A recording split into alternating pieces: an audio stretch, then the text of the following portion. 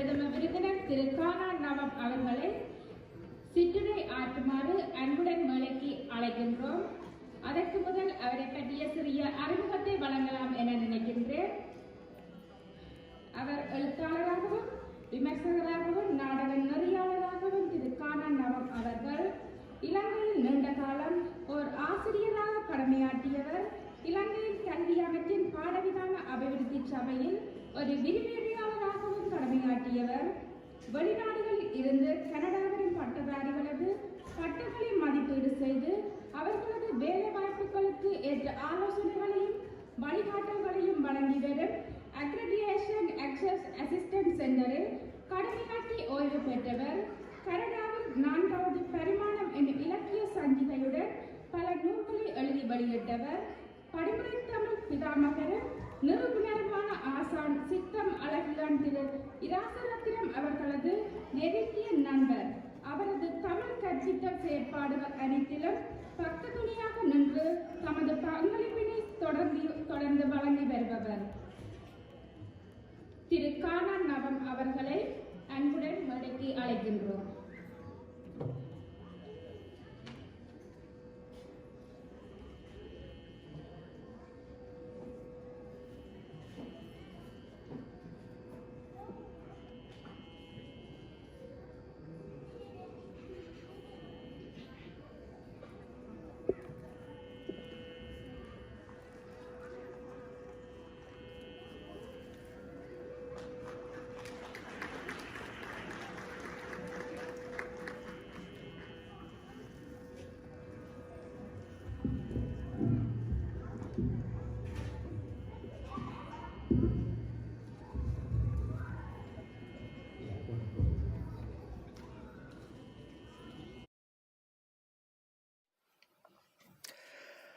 எல்லோருக்கும் எனது அன்பான வணக்கம். யாழ்நகரில் என் பையன், கொழும்பில் என் பெண்டாட்டி, வன்னியில் என் தந்தை, தள்ளாத வயதினிலே தமிழ்நாட்டில் என் அம்மா, சுற்றம் பிராங்க்போர்ட்டில், சோதரியோ பிரான்ஸ் நாட்டில், நானோ வழி தவறி அலஸ்கா வந்துவிட்ட ஒட்டகம் போல் ஒஸ்லோவில். என்ன நம் குடும்பங்கள் காற்றில் விதி குரங்கு கிழித்தெறியும் பஞ்சு தலையணையா? பாட்டனார் பண்படுத்தி பழ மரங்கள் நாட்டி வைத்த தோப்பை அழிய விட்டு தொலை தேசம் வந்தவன் நான். பாட்டனார் பண்படுத்தி பழ மரங்கள் நாட்டி வைத்த தோப்பை அழிய விட்டு தொலை தேசம் வந்தவன் நான். என்னுடைய பேரனுக்காய் எவன் வைப்பான் பழத்தோட்டம்? ஈழத்து சமகால கவிஞர் ஜெயபாலன் அன்றொரு நாள் சொல்லி அழுத கவிதை இது. ஈழப்போரின் காரணமாக சொந்த மண்ணையும் சொந்த பந்தங்களையும் சொத்துக்களையும் கலை கலாச்சார அடையாளங்களையும் இழந்த அகதிகளாக புலம்பெயர்ந்த ஈழத்தமிழர்களான எங்கள் வலியை வெளிப்படுத்தும் ஓர் உணர்வு பூர்வமான கவிதை இது. காற்றாலும் நீராலும் நிலத்தாலும் பாரெல்லாம் பரதேசிகளாக பரம்பலுக்குள்ளான பரம்பரையினரான எங்கள் பரிதாபத்தை சொல்லி அழுத சோக கவிதை இது. எங்களில் ஏராளமான ஓரது இதயங்களை இன்றும் அழுத்தி வருத்தி கொண்டிருக்கும் கவிதை இது. தமிழன் என்ற ஒரே ஒரு தகுதியாலேயே தம் வாழ்வியல் இருப்பினை கேள்விக்குள்ளாக்கிய தமிழர்கள் நாங்கள். தமது இருப்பின் அடையாளத்துக்காகவும் அடையாளத்தின் இருப்புக்காகவும் இடையறாது போராடி வந்த தமிழர்கள் நாங்கள். பதுங்கு குழிக்குள் அடங்க மறுக்கும் குழந்தையைப் போல வரும் சொல்லில் அடங்க மறுக்கும் சோகச் சுமைகளை சுமந்து களைத்து போன தமிழர்கள் நாங்கள். இனி இழப்பதற்கு ஏதுமற்ற ஏதிகளாய் முள்வேலி சிறைக்குள் முடங்கி கிடந்த தமிழர்கள் நாங்கள். மூட்டை முடிச்சவிழ்ந்த நெல்லிக்கனி போல உலகின் மூலை முடுக்கங்களும் ஒரு காலத்தில் சிந்தி சிதறி கிடந்த தமிழர்கள் நாங்கள். இச்சிதறு பரம்பலின் ஓர் அங்கமாக பெருந்தொகையில் அள்ளுண்டு கனடா தேசம் வந்து கரையொதங்கிய தமிழர்கள் நாங்கள். இதே தமிழர்களான நாங்கள் தான் இன்று கனடாவில் இந்த மரபு தமிழ் தினத்தை தலைநிமிர்ந்து நின்று கோலாகலமாக கொண்டாடுவதற்கென்று இங்கு குழுமியிருக்கின்றோம். இதற்கு முக்கியமான முழுமுதற் காரணர்களாக இருந்த மூவரை மிகுந்த நன்றியுடன் இத்தருணத்தில் ஒரு கணம் நினைவு கூற வேண்டியது நம் எல்லோரதும் கடமை என நான் நம்புகின்றேன். பல்வேறு பண்பாடுகளையும் இனக்குழுக்களையும் சார்ந்த மக்கள் தத்தமது பண்பாட்டு விழுமியங்களையும் வெளிப்பாடுகளையும் கனேரியர்களுடன் பகிர்ந்து அதன் பயனாக எல்லோரது வாழ்க்கையையும் முழுமையாக செழுமைப்படுத்த ஊக்குவிக்கப்படல் வேண்டுமென்ற நோக்குடன் மல்டிகல்ச்சரலிசம் எனப்படும் பன்முக பண்பாட்டு கொள்கையை அரசின் கொள்கையாக உலகில் முதலாக பிரகடனம் செய்த நாடு கனடா.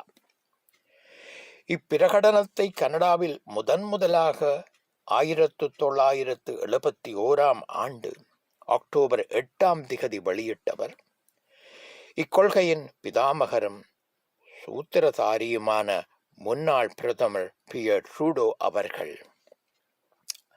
1985 தை மாதம் 14 கனடாவின் மொன்றியால் நகரில் ஓர் அகதியாக நான் கால் பதித்திருந்த திருநாள் அல்லது கரிநாள் என்று கூட சொல்லலாம். சின்ன குழந்தை ஐயா, சுரநரிகள் கூட்டம் உன்னை தின்ன தெரியுது பார், ஊர் திருந்திய பின் போய் திரும்பி வாவென்று என்னைத்தான் அனுப்பி வைத்தாள் என் தாய். என் இதயத்தை அனுப்பி வைக்க மறந்து போனாள். என்னைத்தான் அனுப்பி வைத்தாள் என் தாய், என் இதயத்தை அனுப்பி வைக்க மறந்து போனாள் என எண்ணி எண்ணி கண் கலங்கி நான் அழுது தெரிந்த காலம் அது. ஏறக்குறைய அதே கால பகுதியில் கனடாவின் மேற்கு கரையோர வன்கூவர் கடலில் ஈழத்தமிழ் அகதிகளை காவி வந்த கப்பல் ஒன்று கரை தட்டியிருந்தது. கனேடிய பொது ஊடகங்கள் அதனை ஊதி பெருக்கி ஊளையிட்டன, ஒப்பாரி வைத்தன. மக்கள் மனங்களில் துவேஷத்தை தூவி மகிழ்ந்தன. வழித்தெருவில் எமை கண்ட கனேடியர்கள் காரி உமிழ்ந்தனர். கப்பலில் வந்து காத்திருக்கும் தமிழரை திருப்பி அனுப்பிவிடு அல்லது கடலுக்குள் தள்ளி அமிழ்த்து விடு என்றெல்லாம் அறம்பாடினார்கள்.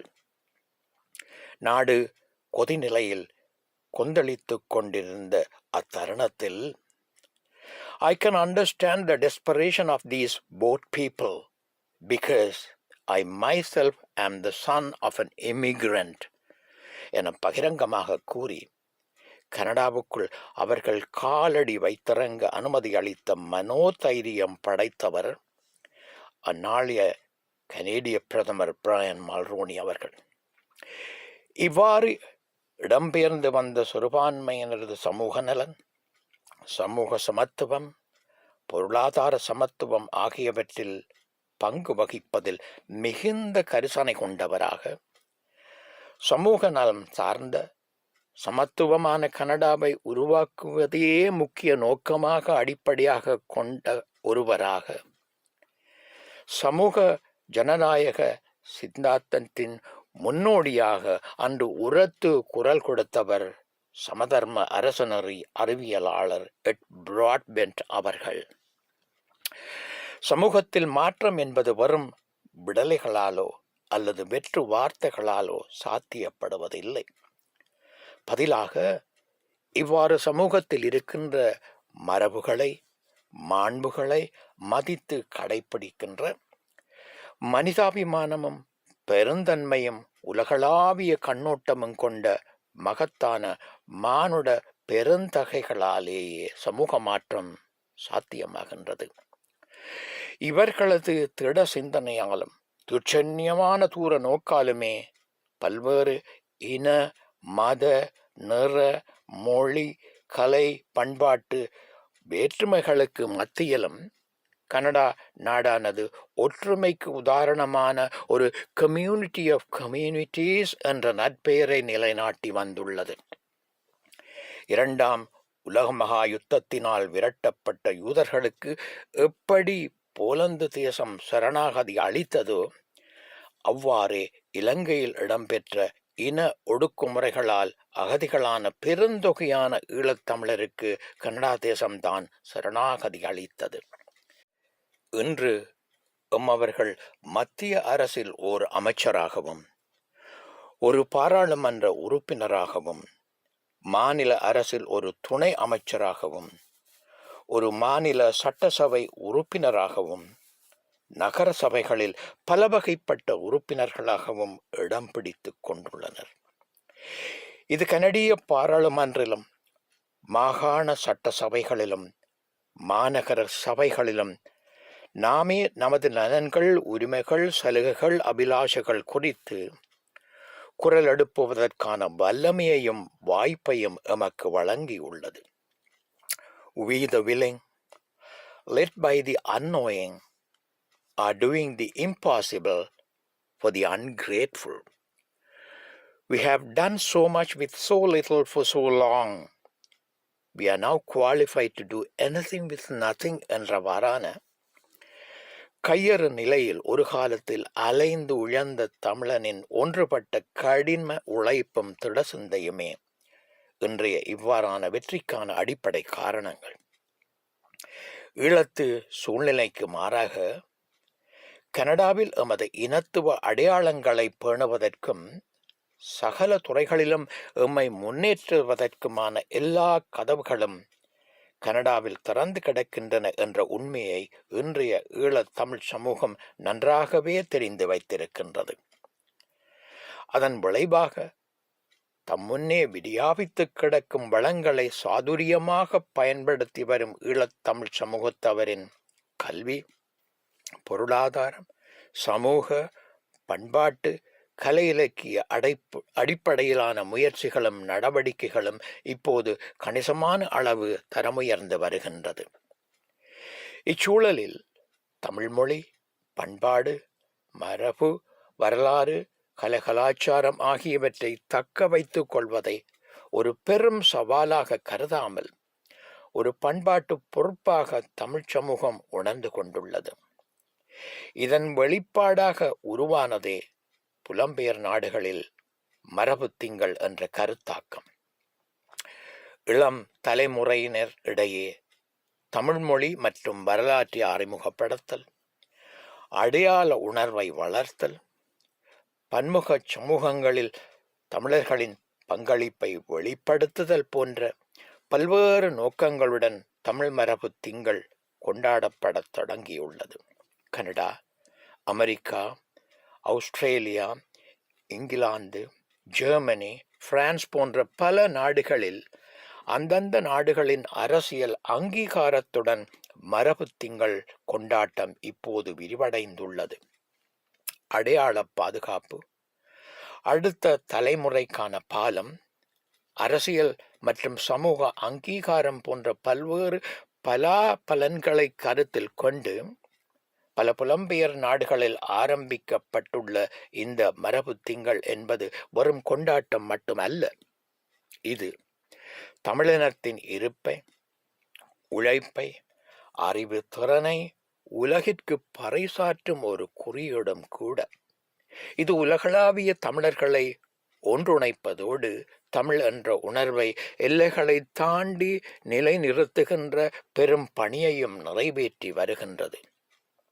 இவ்வாறு தமிழ் என்ற உணர்வை எல்லைகள் தாண்டி நிலைநிறுத்தும் அரும் பணியினை தமது தாரக மந்திரமாக கொண்டு சதா காலமும் அல்லும் பகலும் உழைத்து கொண்டிருப்பவர் எனது அருமை நண்பர் சகோதரர் சித்தம் அழகியான் சுப்பிரமணியம் ராசரத்தினம் அவர்கள்.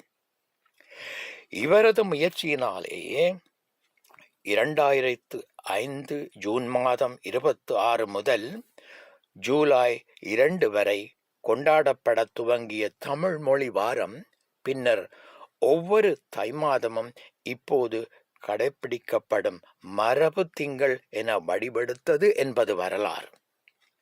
One man with courage makes the majority எனும் பொன்மொழிக்கு நல்லதோர் உதாரணமாக விளங்கும் இவர், தமிழை மறந்தவன் தாயை மறந்தவன் என அச்சமின்றி அடித்து கூறி அவ்வாறான அவலம் நிகழக்கூடாதென்பதற்காக அல்லும் பகலும் அயராது அரும்பாடுபட்டு வருவதுடன் he is an ocean that doesn't show its emotion என்பதன் அடையாளமாகவும் வாழ்ந்து வருபவர். அதனால் தான் போலும் போற்றுவார் போற்றட்டும், புழுதிவாரி தூற்றுவார் தூற்றட்டும், தொடர்ந்து செல்வேன், ஏற்றதொரு கருத்தை எனதுள்ளம் என்றால் எடுத்துரைப்பேன், எவர் வரினும் நில்லேன் அஞ்சேன் எனும் வரிகளை தன் தாரக மந்திரமாக உச்சாடனம் செய்து வருபவர். அவரது நீண்டகால கனவின் நனவாலயமான படிமுறை தமிழ் குழுமம் நடத்தும் மரபு திங்கள் நிகழ்ச்சியிலேயே இன்று இப்போது நாங்கள் ஒன்று திரண்டிருக்கின்றோம். தமிழகத்தில் எம்ஜிஆர் முதலமைச்சராக இருந்த காலத்தில் தமிழ்நாடு சட்டசபையின் ஆஸ்தான கவிஞராக இருந்த கவிஞர் நா. காமராசர் ஒருமுறை மேடை ஒன்றில் பேசும்போது ஒரு கதை சொன்னார். 2 மலையாளிகள் ஒன்று சேர்ந்தால் ஒரு நல்ல கதை பிறக்கும். 2 கன்னடக்காரர்கள் ஒன்று சேர்ந்தால் ஒரு நல்ல கவிதை பிறக்கும். 2 வங்காளிகள் ஒன்று சேர்ந்தால் ஒரு நல்ல நாடகம் பிறக்கும். 2 தமிழர்கள் ஒன்று சேர்ந்தால் என தொடங்கியவர் சற்றே தயங்கி நிறுத்தி தாமதித்து தலைகுனிந்து சொன்னார், முதலில் 2 தமிழர்கள் ஒன்று சேரட்டும் பார்ப்போம், அதன் பிறகு சொல்வேன் என்ன பிறக்கும் என்று. அத்தகைய அவலத்துக்கு மாறாக coming together is beginning, keeping together is progress, working together is success எனும் பொன்மொழிக்கு அடையாளமாக பல்வேறு சிந்தனைகள், சித்தாந்தங்கள், கொள்கைகள், கோட்பாடுகளை கொண்ட நாங்கள் பலரும் தமிழ் எனும் மகுடத்தின் கீழ் ஒன்று சேர்ந்திருக்கும் இந்த அழகிய காட்சியினை நான் இந்த அரங்கத்தில் காண்கின்ற பொழுது எனது மனதில் மகிழ்ச்சி மத்தளம் ஓங்காரமாய் ஒலிக்கின்றது. இது காலங்காலமாக தொடர வேண்டும் என எனது மனம் அவாவுறுகின்றது, வாழ்த்தி வரவேற்கின்றது. Finally, my dear beloved children, please bear this in your mind. If you don't know your mother tongue and your past history, then remember, you don't know anything. You are a leaf that doesn't know it is part of a tree. தந்தை சொல்மிக்க மந்திரம் இல்லை. No sacred word is holier than one's father's word. தாயிற் சிறந்தொரு கோயிலும் இல்லை. No temple is holier than one's own mother. At the same time, a good teacher is like a candle burning itself to light the way for others. ஒரு நல்ல ஆசிரியர் ஒரு மெழுகுவர்த்தி போன்றவர். பிறருக்கு வழிகாட்டவென்று தன்னைத்தானே எரித்து கொண்டிருப்பவர். உங்கள் பெற்றோரும் படிமுறை தமிழ் ஆசிரியர்களும் உங்களுக்காக தம்மைத்தாமே எரித்து கொண்டிருப்பவர்கள் என்பதை ஒருபோதும் மறந்து விடாதீர்கள். முடிவாக, கல்விக்கு அழகு கசடர மொழிதல். Never say more than is necessary. Never say more than is necessary. அதனால்தான் a good speech is like a woman's skirt, long enough to cover the subject and short enough to create interest என்று ஐயையோ நான் சொல்லவில்லை, முன்னாள் British prime minister Vincent சர்ச்சில் ஒரு முறை சொன்னார். நானும் அவ்வாறே சொல்ல வந்த விடயத்தை ஓரளவாயினும் தெளிவாகவும் சுருக்கமாகவும் சுவையாகவும் சொல்லியிருக்கின்றேன் என்ற நம்பிக்கையுடன் பூமியை ஒத்த உங்கள் பொறுமைக்கு நன்றி கூறி உங்களிடமிருந்து விடைபெறுகின்றேன். நன்றி, வணக்கம்.